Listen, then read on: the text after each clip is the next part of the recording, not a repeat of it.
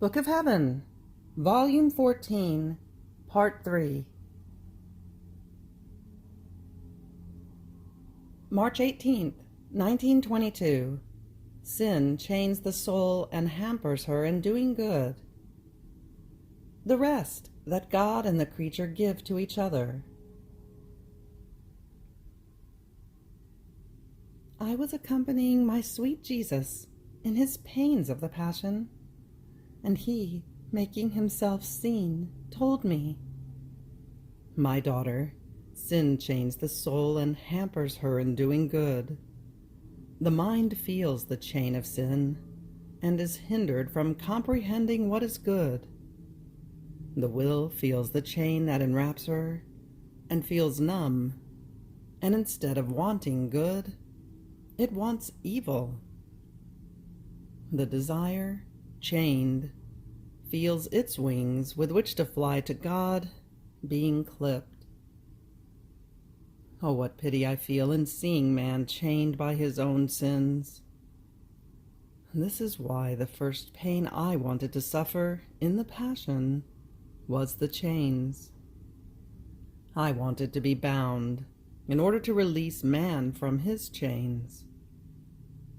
Those chains that I suffered, as soon as they touched me, turned into chains of love that in touching man burned up and snapped his chains and bound him with my loving chains. My love is operative. It cannot be without operating. Therefore, for all and for each one, I prepared what is needed in order to rehabilitate him, to heal him, to embellish him anew. I did everything so that if he makes up his mind, he may find everything ready and at his disposal. So I keep my chains ready to burn up his own, the shreds of my flesh to cover his wounds and adorn him with beauty, my blood to give him life again. I have everything ready. I keep what is needed in store for each one, but my love wants to give itself. It wants to operate. I feel a restlessness, and irresistible force that gives me no peace if I do not give. And do you know what I do? When I see that no one takes, I concentrate my chains, the shreds of my flesh, my blood, in the one who wants them and who loves me, and I stud him with beauty, bejeweling him all over with the chains of my love. I increase 100-fold the life of grace for him, and so my love pours itself out and calms itself. But while he was saying this, I saw his chains, the shreds of his flesh, his blood, running onto me, and he amused himself in applying them on me, and in bejeweling me all over. How good is Jesus! May he be always blessed. Then afterwards he came back and added, "My daughter, I feel the need for the creature to rest in me, and I in her. But do you know when the creature rests in me, and I in her? When her intelligence thinks of me, and comprehends me, she rests in the intelligence of her Creator, and that of the Creator finds rest in the created mind. When the human will unites with the divine will, the two wills embrace and rest together. If the human love rises above all created things and loves only its God, what a beautiful rest do God and the creature find in each other. The one who gives rest finds it. I make myself bed for her and keep her in the sweetest sleep, clasped in my arms. Therefore you, come and rest in my bosom." March 21st, 1922. The double seal of the Fiat in all created things. Continuing in my usual state, I was thinking again about the holy divine volition, and my always adorable Jesus clasped me in his arms, and as he sighed intensely, I felt his breath descend deep into my heart. And then he told me, "Daughter of my will, my omnipotent breath gives you the life of my will. In fact, for the one who does my will administers to her its breath as life, and as it breathes upon her, it moves away from her all that does not belong to me, and she breathes nothing but the air of my will. And just as the air is inhaled and exhaled, the same for the soul. It is a continuous receiving of me and a giving of herself to me at each breath. My will hovers over all creation. There is nothing in which my volition does not have its seal. As I pronounced the Fiat in creating things, my will took dominion over them, and made itself life and preservation of all things. Now this will of mine wants all things to be enclosed within itself, in order to receive the requital of its same noble and divine acts. It wants to see the air, the wind, the fragrance, the light of its volition hover over all human acts, in such a way that, as its acts hover together with those of the creatures, they may blend together and form one single thing. This alone was the purpose of creation, that the emanations of the wills be continuous.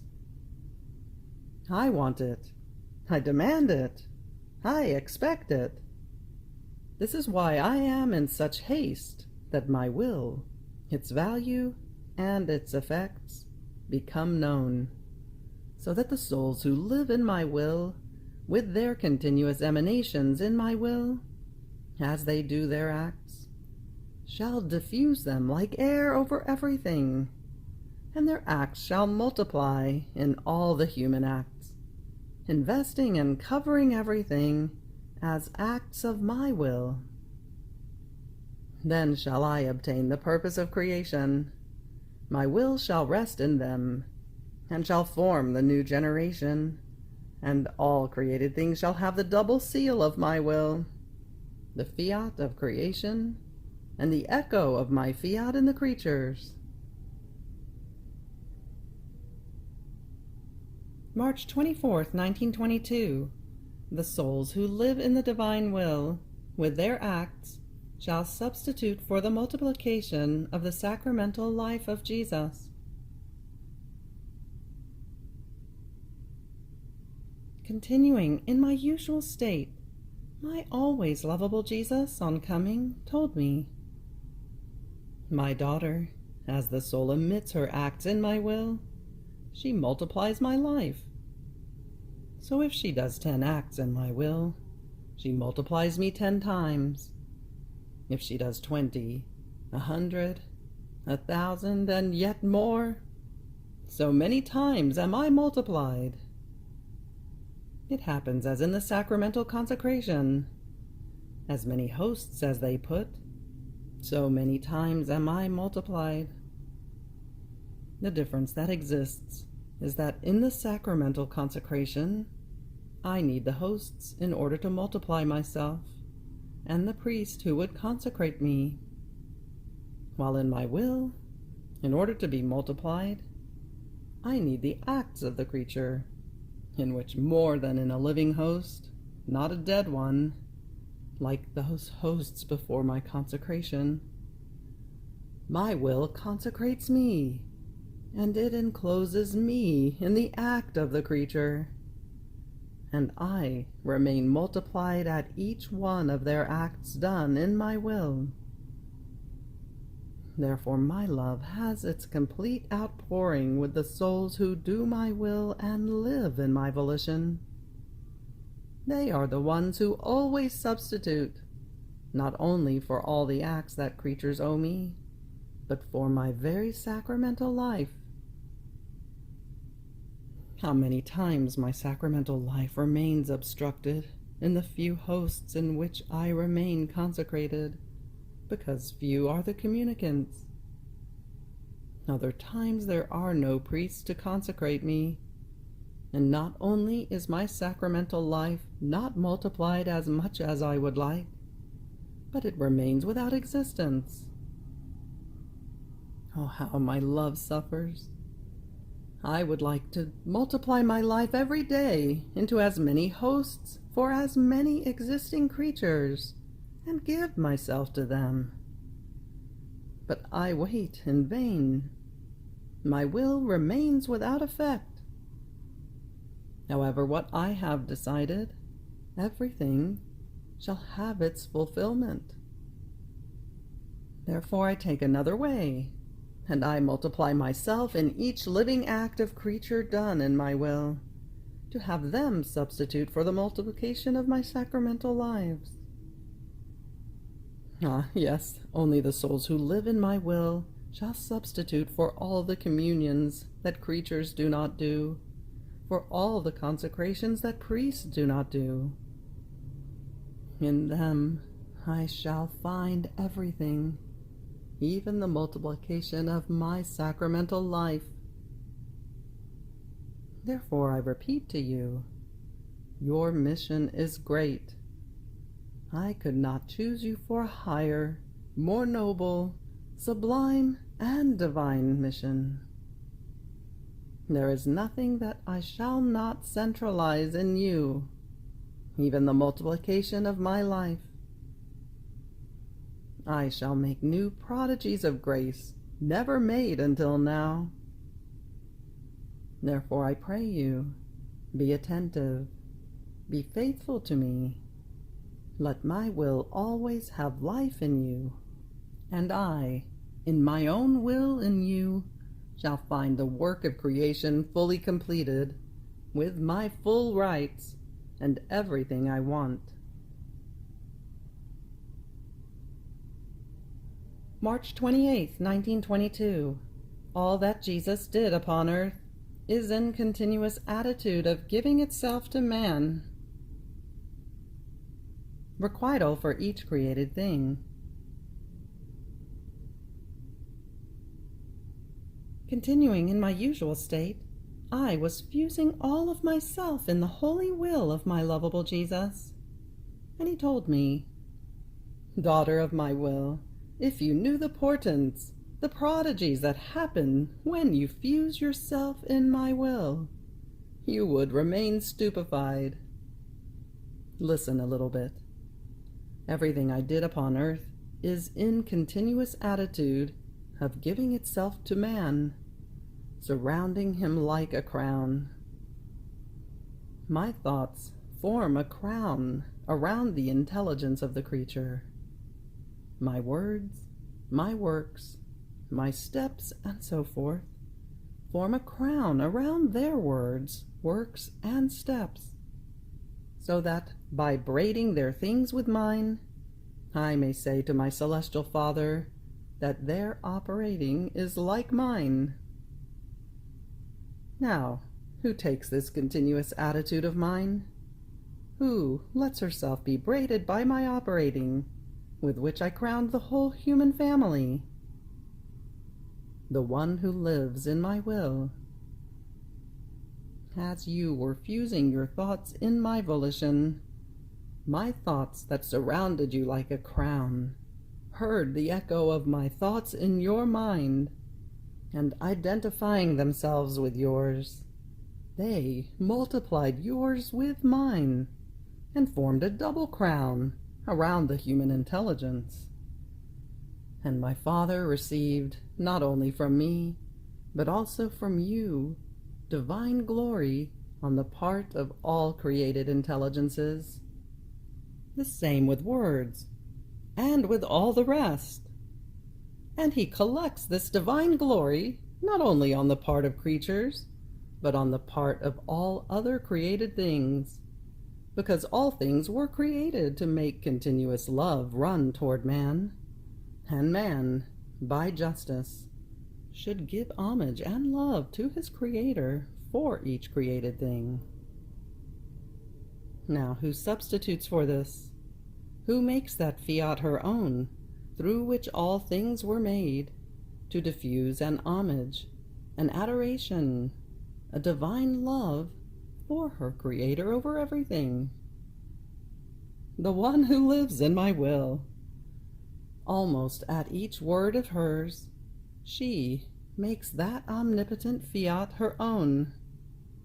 The echo of the eternal fiat echoes within her divine fiat in which she lives, and it diffuses, it runs, it flies, and for each created thing it impresses another fiat, and gives back to her Creator the homage and the love wanted by him.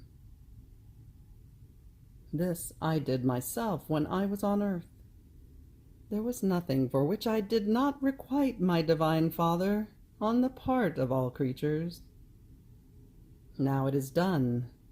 I want it, I expect it, by the one who lives in my will. If you could see how beautiful it is to see my glory, my love, my profound adoration, united to yours, in each flickering of the stars, in each drop of light of the sun. Oh, how it runs, flies upon the wings of the winds, filling the whole atmosphere. It crosses the waters of the sea. It places itself in each plant, in each flower. It multiplies at each motion. It is a voice that echoes over everything and says, "Love, glory, adoration to my Creator." Therefore, the one who lives in my will is the echo of my voice, the repeater of my life, the perfect glory of my creation. How could I not love her? How could I not give to her everything that I should give to all the other creatures together, and give her primacy over everything? Ah, my love would feel constrained if I did not do so. April 1st, 1922. The pain of the privation of Jesus surpasses any pain. The most humiliating step of the passion of Jesus was to be clothed and treated like a madman.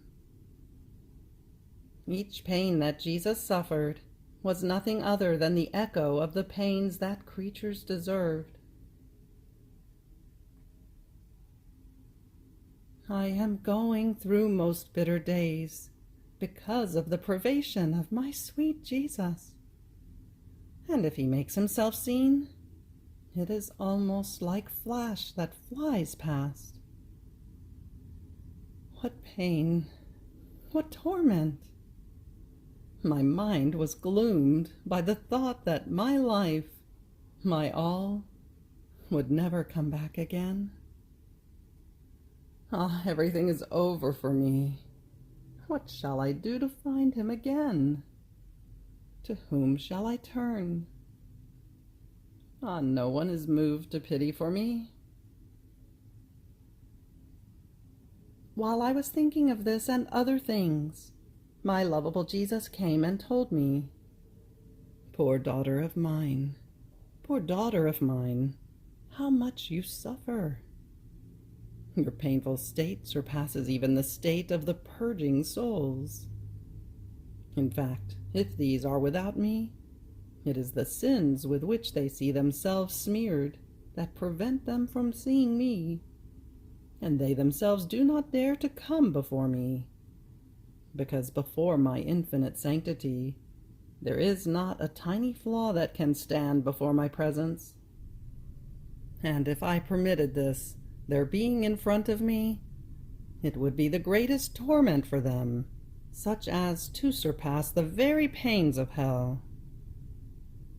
The greatest torture I could give to a soul would be to keep her stained before me. So in order not to torture her more, first I let her be purged, and then I admit her to my presence. But between me and the little daughter of my will, it is not the sins that prevent me from making myself seen. It is my justice that places itself between me and her. Therefore your pain of not seeing me surpasses any other pain. Poor daughter, courage. You have had my same lot.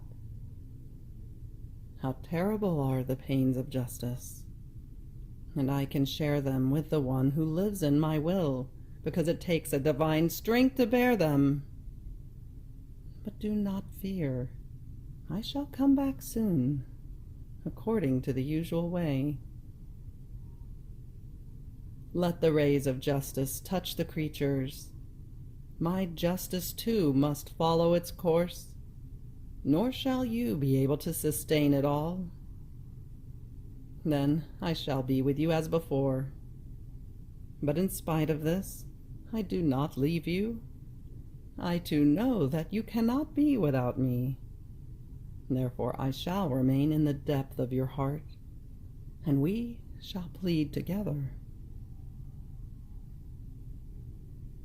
Then afterwards I continued the hours of the Passion, and I followed my sweet Jesus in the act in which he was clothed and treated like a madman. My mind wandered in this mystery, and Jesus told me, "My daughter, the most humiliating step of my passion was precisely this, being clothed and treated like a madman. I became the amusement of the Jews, their rag. Greater humiliation my infinite wisdom could not bear. Yet it was necessary that I, Son of God, suffer this pain. Man, by sinning, becomes mad. Greater madness there cannot be. And from the king he is, he becomes the slave and the amusement of most vile passions that tyrannize him, and more than a madman, chain him as they please, casting him into mud and covering him with the most filthy things. Oh, what great madness sin is! In this state, man could never be admitted before the Supreme Majesty. Therefore I myself wanted to bear this pain, so humiliating, in order to impetrate for man that he would get out of this state of madness, offering myself to my celestial Father to bear the pains that their madness deserved. Each pain I suffered in my passion was nothing other than the echo of the pains that creatures deserved. That echo boomed over me and subjected me to pains, to scorns, to derisions, to mockeries, and to all torments.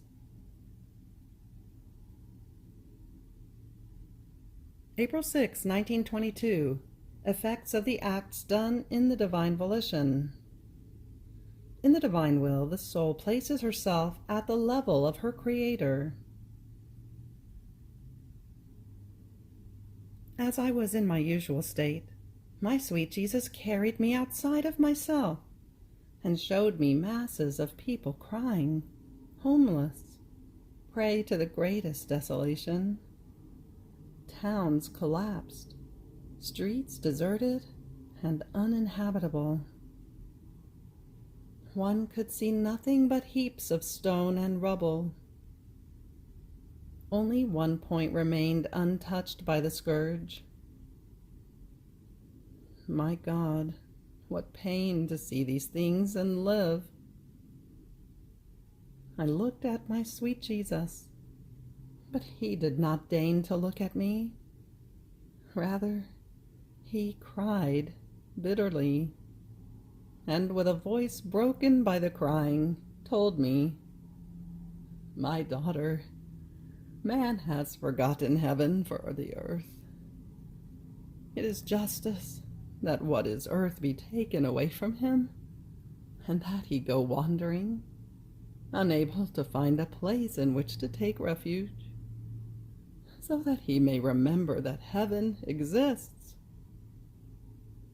Man has forgotten the soul for the body, so everything is for the body, pleasures, comforts, sumptuousness, luxury, and the like. The soul is starving, deprived of everything, and in many it is dead, as if they did not have it. Now it is justice that their bodies be deprived, so that they may remember that they have a soul. But oh, how hard man is! His hardness forces me to strike him more. Who knows? He might soften under the blows. I felt my heart being tortured, and he. You suffer very much in seeing the world as though wanting to roll, and water and fire going out of their boundaries and hurling themselves at man. Therefore, let us withdraw into your bed, and let us pray together for the lot of man. In my will, I shall feel your heart beating over the entire face of the earth, giving me a heartbeat for all that says to me, love. And while I strike the creatures, your heartbeat shall place itself in the way, so that the blows may be less hard, and upon touching them, may bring them the balm of my love and of yours. I remained so very afflicted, more so since, as we withdrew, my sweet Jesus hid in my interior, but so deep that he almost would not let himself be felt any more. What pain! What torment! The thought of the scourges terrorized me. His privation gave me mortal pains. Now, in this state, I tried to fuse myself in the holy will of God, and I said, "My love, in your will, what is yours is mine. All created things are mine. The sun is mine, and I give it to you in return, so that all the light and heat of the sun, in each drop of light and heat, may tell you that I love you, I adore you, I bless you, I pray you for all. The stars are mine, and in each flickering of the stars, I seal my I love you, infinite and immense, for all.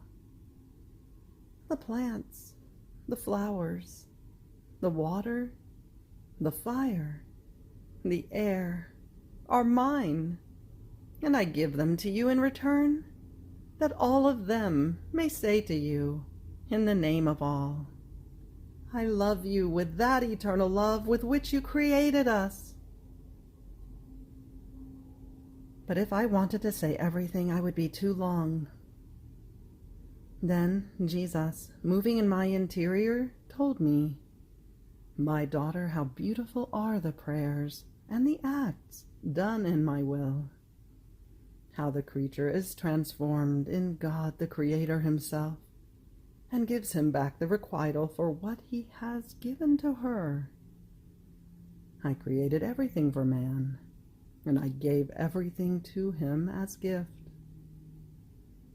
In my will, the creature rises up to her God and Creator, and finds him in the act in which he created all things to give them to her as a gift. And she, trembling before the multiplicity of so many gifts, and not having within herself the creative power to be able to create as many things for as many as she has received, she offers his own things to requite him in love. Sun, stars, flowers, water, fire, air, I gave to you to give you love, and you, grateful, accepted them, and putting my love in circulation, you gave them back to me. The notes of my love resounded again over all created things, and with one voice they gave me the love that I made run over all creation. In my will, the soul places herself at the level of her Creator, and in his own will she receives and she gives. Oh, what a contest between creature and Creator! If all could see it, they would remain stupefied at seeing that in my will the soul becomes a little God, but everything by virtue of the power of my will.